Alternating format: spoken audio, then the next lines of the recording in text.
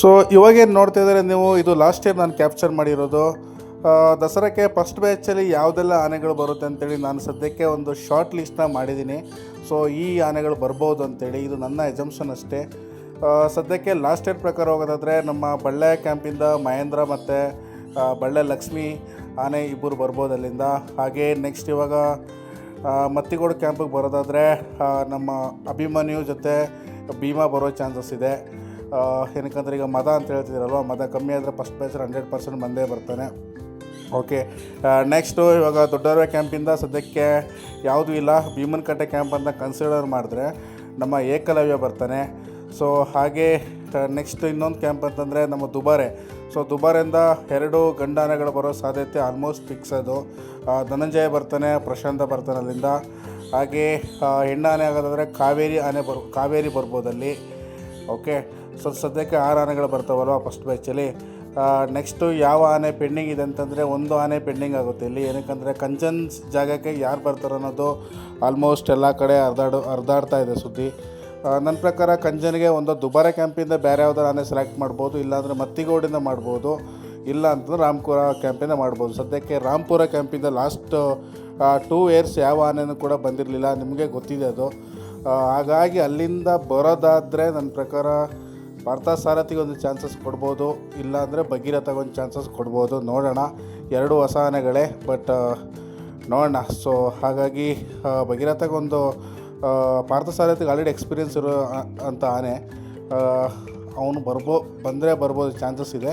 So ಇಲ್ಲ ಅಂತಂದರೆ ಮತ್ತಿಗೋಡು ಕಡೆ ಬರೋದಾದರೆ ರೋಹಿತ ಬರ್ಬೋದು ಅಂತ ಅನ್ಕೋತೀನಿ. ರೋಹಿತಾಗ ಆಲ್ರೆಡಿ ಮದ ಎಲ್ಲ ಕಮ್ಮಿಯಾಗಿ ಚೆನ್ನಾಗಿದ್ದಾನೆ, ಅವನು ಬರ್ಬೋದು. ಸೊ ಇದಿಷ್ಟು ಫಸ್ಟ್ ಬ್ಯಾಚಿಗೆ ನಾನೊಂದು ಲೀಸ್ಟ್ನ ಅಪ್ಡೇಟ್ ಮಾಡ್ತಾ ಇರೋದು. ಯಾಕಂದರೆ ಲಾಸ್ಟ್ ಇಯರ್ ಸೇಮ್ ನಾನೇನು ನನ್ನ ಓನ್ ಅಭಿಪ್ರಾಯ ಹೇಳ್ತಾ ಇರ್ಬೋದು ಇಲ್ಲಿ, ಬಟ್ ಲಾಸ್ಟ್ ಇಯರ್ ಅದೇ ಆನೆಗಳು ಬಂದಿರುವಂಥದ್ದು. ನೀವು ನನ್ನ ವೀಡಿಯೋದಲ್ಲಿ ಆಗ್ತಾಯಿದ್ದು ನೋಡಿದಾರೆ, ಲಾಸ್ಟ್ ಬ್ಯಾಚ್ ಆನೆಗಳು, ಫಸ್ಟ್ ಬ್ಯಾಚ್ ಬಂದಿರುವಂಥ ಆನೆಗಳು. ಭೀಮಾ ನಾನು ಹೋದಾಗ ಭೀಮಾ ಲೀಡ್ ಮಾಡ್ತಾಯಿದ್ದೆ ಟೀಮ್ನ ಅವಾಗ. ನೆಕ್ಸ್ಟು ಅಭಿಮನ್ಯು ಇದ್ದರು, ಹಾಗೆ ನಮ್ಮ ಧನಂಜಯ, ಮಹೇಂದ್ರ.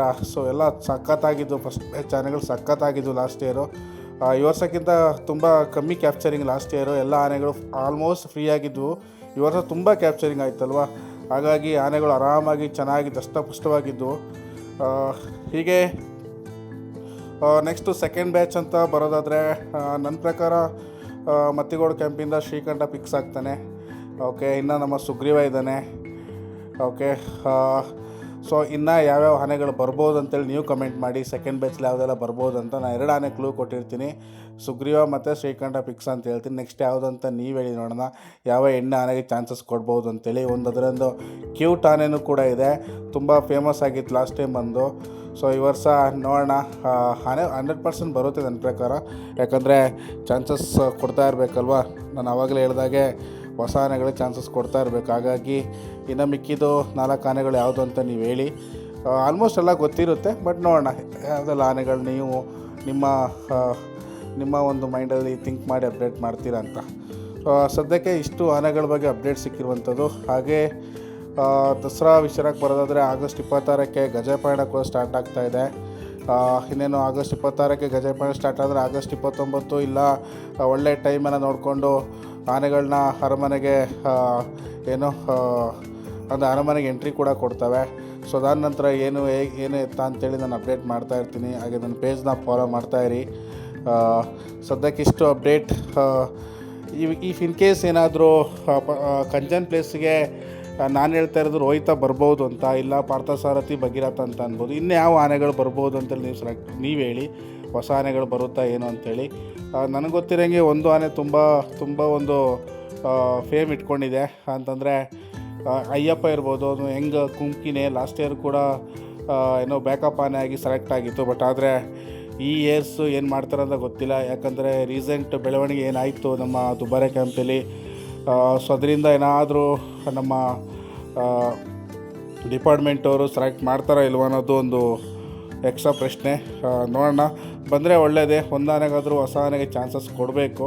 ಸೊ ಕೊಟ್ಟರೆ ಅವಕ್ಕೂ ಕೂಡ ಖುಷಿಯಾಗುತ್ತೆ. ಆನೆಗಳನ್ನಕ್ಕಿಂತನೂ ಮಾವುತ, ಕಾವಡಿ ಸಿಬ್ಬಂದಿ ವರ್ಗ ಆನೆ ಯಾರು ನೋಡ್ಕೋತ ಅವ್ರಿಗೊಂಥರ ಖುಷಿಯಾಗುತ್ತೆ. ಸೊ ಎಲ್ಲ ಆನೆಗಳು ಬರಬೇಕು. ಅದ್ರ ಜೊತೇಲಿ ಇಂಥ ಆನೆಗಳಿಗೂ ಚಾನ್ಸಸ್ ಕೊಟ್ಟರೆ, ಅದಾದ್ರು ಯಾರೆಲ್ಲ ಚೆನ್ನಾಗಿ ಕೆಲಸ ಮಾಡಿ ಈ ಕುಮ್ಕಿ ಆನೆ ಅಂತ ಹೇಳ್ತೀವಿ ನೋಡಿ, ಹಂಗೆ ಆಪ್ರೇಷನ್ ಅದೆಲ್ಲ ದಣದಿರ್ತಾವಲ್ಲ ಒಂದು ವರ್ಷ ಎಲ್ಲ, ಅಂಥ ಆನೆಗೆ ಒಂದು ಚಾನ್ಸಸ್ ಕೊಟ್ಟರೆ ಚೆನ್ನಾಗಿರುತ್ತೆ. ಸೊ ನೋಡೋಣ. ಸದ್ಯಕ್ಕೆ ಇಷ್ಟು ಅಪ್ಡೇಟ್ ನಾನು ನಿಮ್ಮ ಹತ್ರ ಹೇಳ್ತಾ ಇದ್ದೀನಿ. ನೋಡೋಣ, ಇನ್ನೊಂದು 10 to 15 ಡೇಸಲ್ಲಿ ರಿಲೀಸ್ ಮಾಡ್ಬೋದು ಯಾವ್ಯಾವ ಆನೆ ಫಸ್ಟ್ ಬ್ಯಾಚಲ್ಲಿ ಬರ್ತದೆ ಅಂತೇಳಿ. ಸೆಕೆಂಡ್ ಬ್ಯಾಚದು ರಿಲೀಸ್ ಮಾಡ್ತಾರೆ, ಬಟ್ ಪ್ರಾಬಬ್ಲಿ ಫಸ್ಟ್ ಬ್ಯಾಚಿಗೆ ಪ್ರಯಾರಿಟಿ ಜಾಸ್ತಿ ಕೊಡೋದ್ರಿಂದ ಅದು ಆದಷ್ಟು ಬೇಗ ಅಪ್ಡೇಟ್ನ ಕೊಡ್ತಾರೆ. ಓಕೆ, ಸದ್ಯಕ್ಕೆ ಇಷ್ಟು ಅಪ್ಡೇಟ್. ಸೆಕೆಂಡ್ ಬ್ಯಾಚ್ ಆನೆ ಬಗ್ಗೆ ನಾನು 2 ಕ್ಲೂ ಕೊಟ್ಟಿದ್ದೀನಲ್ವಾ, ಮಿಕ್ಕಿದ ಆನೆಗಳು ಯಾವ್ಯಾವ ಬರ್ಬೋದು ಅಂತೇಳಿ ಅಪ್ಡೇಟ್ ಮಾಡಿ ಅಂತ ವೀಡಿಯೋ ಹೆಂಡ್ ಮಾಡೋಣ. Thank you.